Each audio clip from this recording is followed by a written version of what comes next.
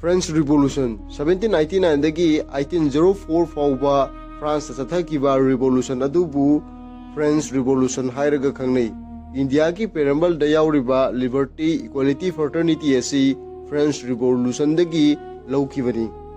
French Revolution thokringai haibadi 14 July 1789 gi mamangda French society asi Bourbon dynasty na France ta palami. 1789 gi mamangda leiramliba social, political amadi economic system leignanglon adugi maong adubu aikoina all regime hairaga khangnai. Matam aduda French society asi class ahum thongna khaidoi madudi first state, second state amadi third state. Asumna society bu class ahum thongna khaidopagi system asibu the system of state haina kawi. First state haibasi clergy buni, second state hairagana noble bu khangnai, aduga third state asi social category ahum thokna khaidogli madudi ahanba category da senjau paiba lalonba amadi professionals, lawyers, writers amadi scientists na singbani. Ani suba category da peasants and artisan bu khangnagani. Ahum suba category da yamna lairaba peasant sing khangnagani.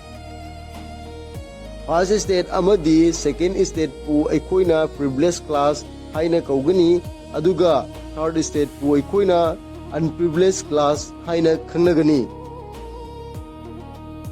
Privileged class ta saliba clergy kangbusi church ki thabak thoram tauriba sing adubuni. Clergy kangbusi na pigeon kangbuda tax ama kahali adugi tax adubo koina tithe haina khangnai.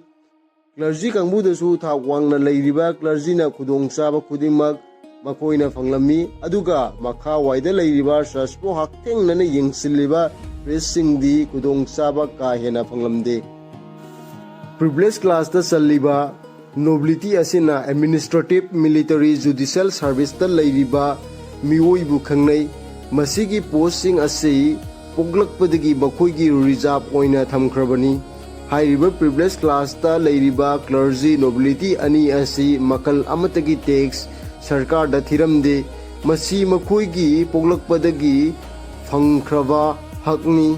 Unprivileged class ta saliba third state asina French ki state exchequer haibadi laibak amagi sen thungi pukai asi third state na karakpa tax khudimaktagi oiribani. Third state ki first category da leiriba larik laisu haiba sen paiba kangbubu aikoina bourgeoisie haina khangnai.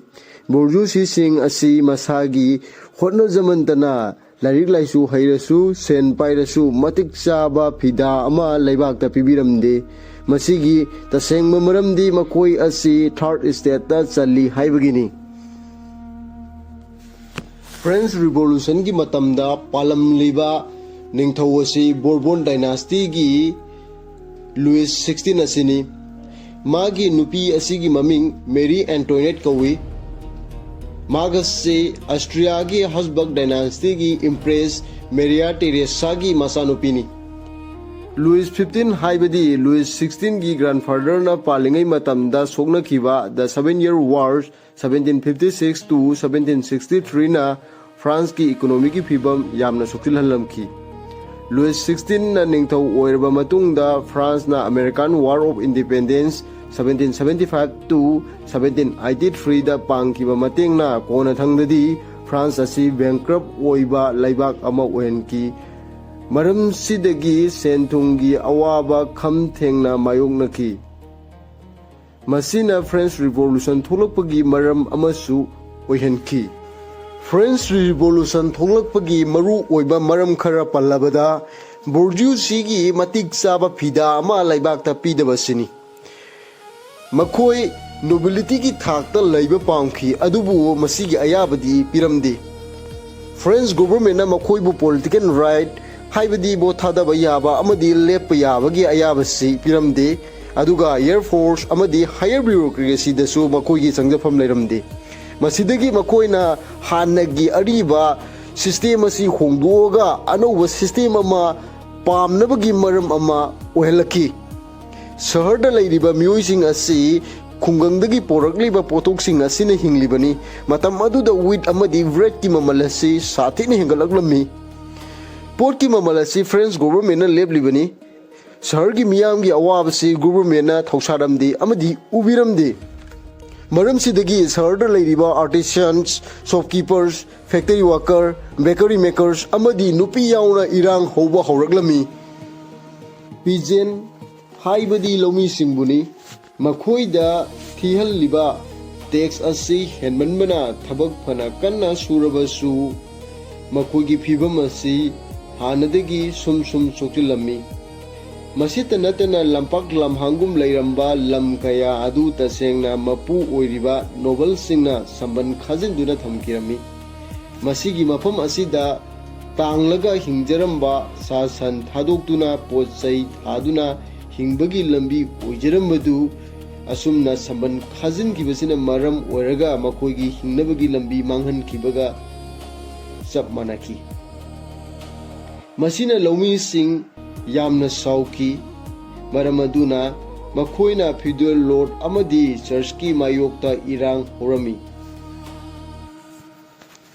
matamdugi philosopher singi writing asisu revolution tholaknabagi maram ama oiki Matamdugi afawa philosopher singi aiba warolna matamdugi bourgeoisie gi thamoida anauba awonba pambagi asauba mami ama tahanki hanagi lairiba system asi muthalaga manaba ningtamba society ama semningba phawhanki adugumba philosopher singdugi marakta anitang ming oina pallabada James Locke amadi Jean-Jacques Rousseau su amani Rousseau gi book social contract na miyamda anauba mangal ama piki masida hairibasi state asi laina semlamba thamlamba adugumba amanati masi miyamna yanaba amagi makhada pullaga semkiba adugumba laingak amani